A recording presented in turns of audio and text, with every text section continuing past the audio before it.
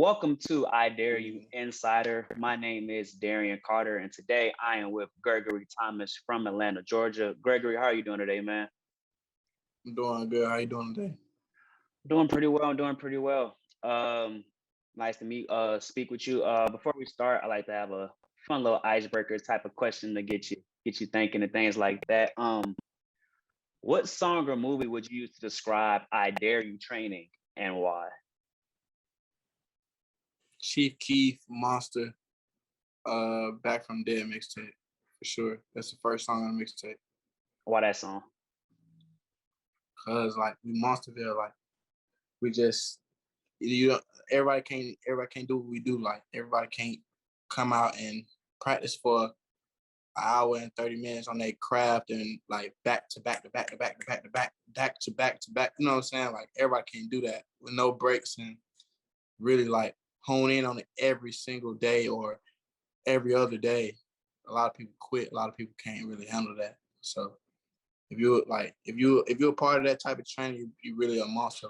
If you just starting out, you're gonna become one, like for sure. What is it about I Dare You training that makes like some people may tap out and quit while others, such as yourself, continue to keep going, continue to push yourself to become a better player? Cause it's like I dare you is meant for you to be great. Like it's like you keying in on your technique and you keying in on being able to be a better DB. And so the thing is like people come out there and they like, hey, this is a lot. Like this is a lot, but it's like you sharpening these skills for when in the game time you can go. You can go. Other than somebody that don't do it every day or who don't work as much as I dare you, you know what I'm saying, athlete works, they're going to be, dead tired or they technique not going to look as good when they tired or they going to be looking bad when it, you know what I'm saying, when it come down to the nitty gritty of things. And we taught to check in every time and regroup after every rep, every single rep. Like, so that's what make you a dog, make you a monster, because it's like a lot of people can't handle it. I didn't see it. For sure. And being a defensive back, which DB skill matters to you the most?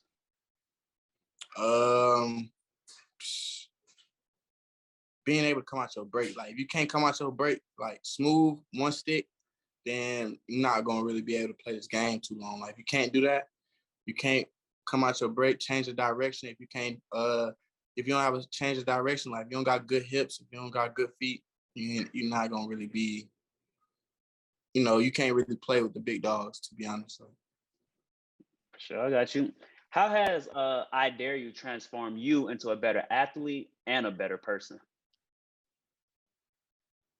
When I first came to I Dare You, probably like 2 or 3 years ago, I actually went to I Dare You first my junior year of school, and I was playing receiver, and I was actually scared to go to Ford. I'm not gonna lie, I was scared to like everybody was talking about it, like, man, Ford, he crazy, he got some crazy drills, like he got like, you just ain't gonna last. And I'm just like, dang, man, like. So I started thinking about it. Then one day, my cousin Ethan, I think he plays. I forgot what school he played for, but his dad came and got me. My cousin Earl came and got me. He was like, "Hey, we finna go train up here at Anderson. You know what I'm saying? Come up here with us. We got Coach Ford, and I had always heard of Coach Ford, but I never really put the face with the name and stuff like that. And the first day, I got Ford. I was not. I for sure was not like how I am now.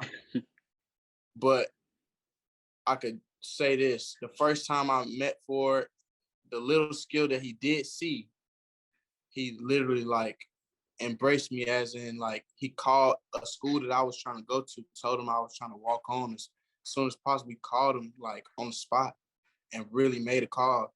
And that's what made me like, okay, he genuinely wanted to see me win at that moment. Like he already wanted to see me win. That was my first time working out with him. And so I think as far as I Dare You is concerned, he brought my skill level up to past heights. Like he past everything. Like he believed in me, and he been believing in me for 3 years now. Like 3 years now. Like even when I didn't have a school to go to for the last 2 years, I didn't have a school to go to. I got to my school. It was like I felt like that was a celebration for us. It wasn't even just for me. It was a celebration for us because it's like this man really honed in and like really never gave up on me. Like he just always like encouraged me, made me like, you know what I'm saying, mentally tougher, mentally better on the field. Like, you know what I'm saying, rep after rep, rep after rep. I think we probably did more than 1,000 reps together. So I think as a player, he definitely shaped me up to be a way better athlete, way better player. As a person, like he just, you know, we go feed the homeless and we go feed other neighborhoods or what people would consider projects, low income housing, and he lets you see that side. Like, hey, you got to be a good person all around. You can't just be an athlete. You got to be a good person all around. You can't just be you know what I'm saying? You can't just be out here saying it's more of a family than anything. It's not even just about oh yeah, I want to go to this school, I want to go to the NFL. It's like even after school, if you don't even go to the NFL or whatever the case may be, if that's the case, like IDareU is more so a foundation of we're gonna help you out regardless. Like we're gonna help these men out to stay away from, you know what I'm saying, the streets, if we be honest, stay away from that and stay away from anything that ain't positive. So I think that's what IDareU made me more of a man of, and like really keeping my integrity into the game. Really love the game too. For sure. And what is your favorite moment from IDareU training? Either it could be on the field or it could be just as a philanthropy thing, like you were talking about, going out and feeding the homeless. What is your favorite moment? If I could say one moment I love is the fact that he, like, one moment that I could really appreciate, and it's not even just about for me, it's like he sit there and like you can have a person that's not that skilled, right? And he'll literally stop the whole entire drill. Those moments for me is when you stop the whole entire drill. For the person who does not get this drill, he's gonna make sure they get the drill. Like every time, no matter, you know what I'm saying, what the case may be, he's gonna make sure they get the drill. I've been around other training facilities and training, and people don't do that. And he really hones in on, hey, I'm gonna build you up instead of tearing you down. And that's one thing I can say that's my favorite part about just coming to IDareU. Describe yourself in 3 words and why those 3. Uh,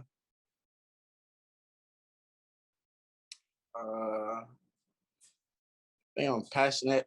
I'm very passionate, dedicated, and I'm an optimist. Like, I say I'm an optimist because like I always have a solution for every problem. I never once in my life like looked at something and said I couldn't do it. Like it's nothing in this world that I feel like I can't get accomplished. So that's why I say I'm an optimist, because I just look for the good in everything. Like if the cup is, you'll say it's halfway empty, I'm gonna say it's halfway full every time. Like I always say that. As far as dedication, like I'm a big believer in if you do some consistently, that you will most of the time get what you want. So I heard this quote from Denzel Washington, and he said, if you hang around a barbershop long enough, you're gonna get a haircut. So like I really hone myself in on, if I hang around this barbershop long enough, I'm gonna get a haircut. And I'm passionate. Like I just anything that I do, it ain't even about football. Anything that I do, I'm gonna just always like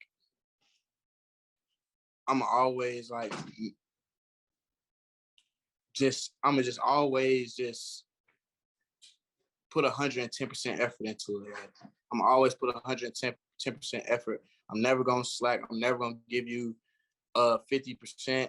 I'm never gonna give you like I'm never gonna give you mediocre work. Never. So I think those three things I could describe me. Who has been your biggest motivation to pursue a career in football? Uh,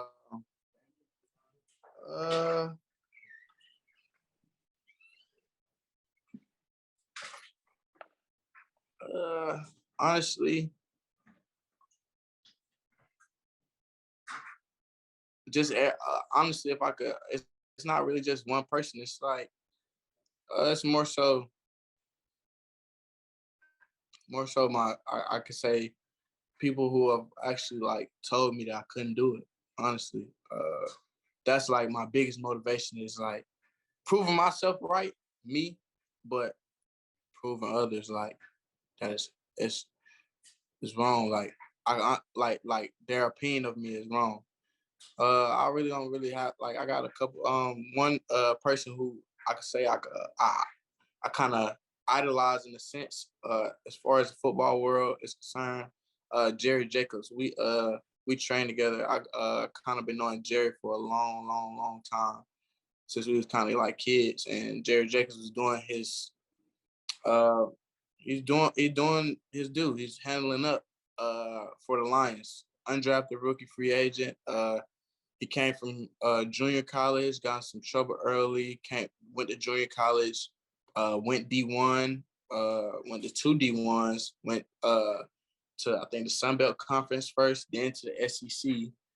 Only played probably like 5 or 6 games and still got drafted as a rookie. And now he's top cornerback for the Lions. So, I mean, that's like biggest motivation, if anything. Like, it's not really none like you take for granted. You know what I'm saying? Like, that's just something that you just I see it and I say, yeah, this man went through every obstacle there possibly could be, and I went through every obstacle that possibly could be, and a lot of people wouldn't know, and I just keep going.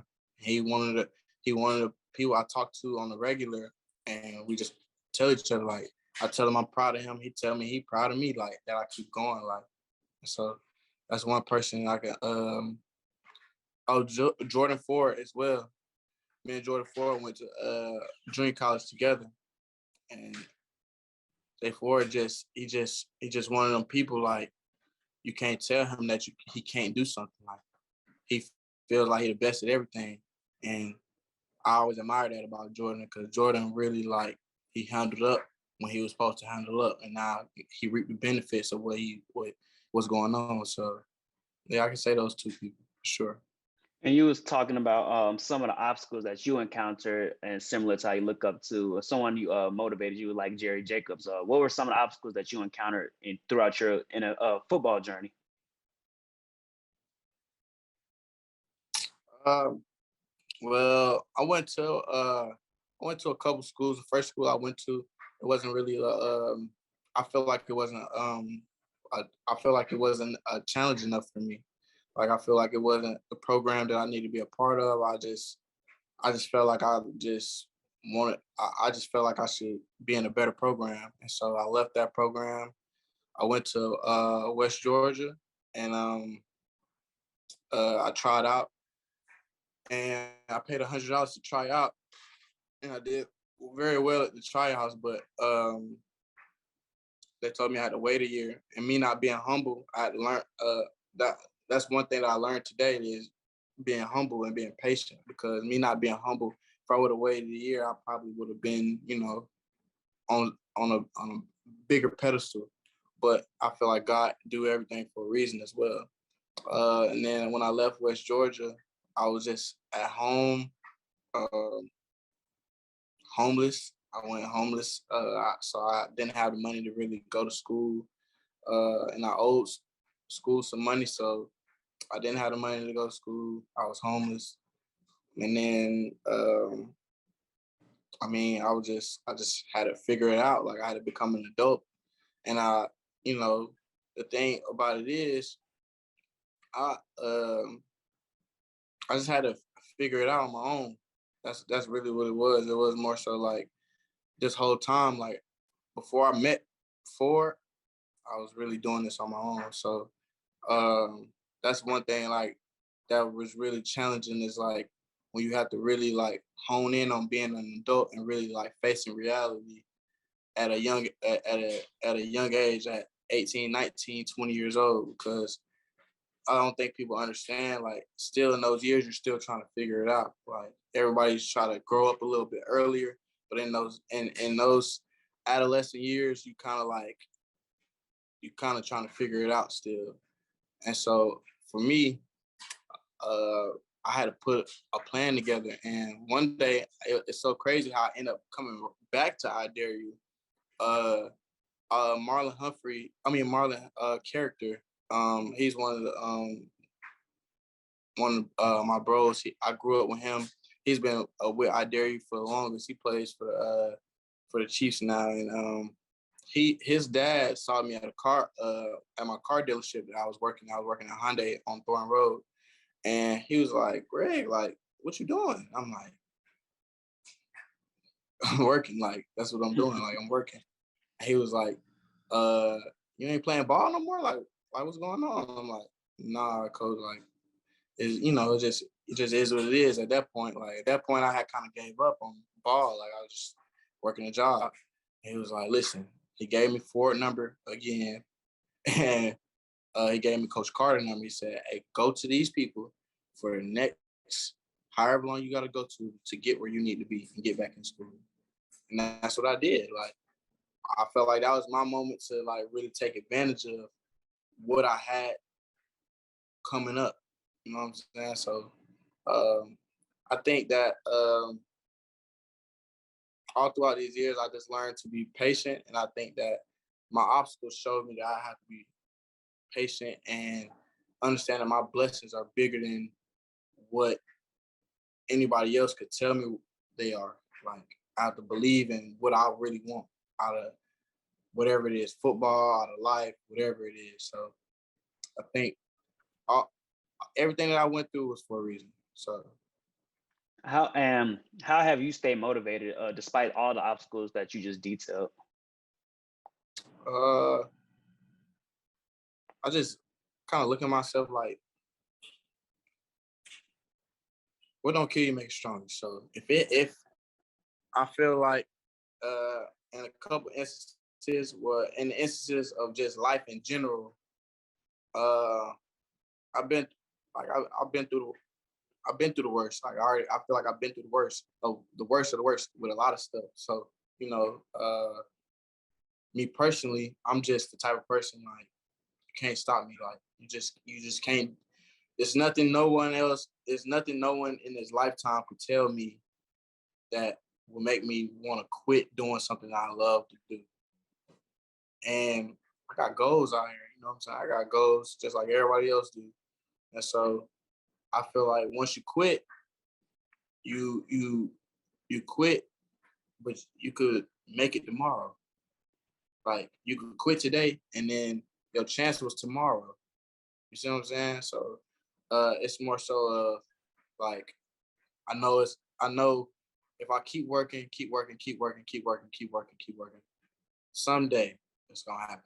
And I think that's what life is about. It's like we all chasing something. We all chasing something in this life that we want, whatever it is. We're chasing something in this life that we want, and the greater the risk, the greater the reward.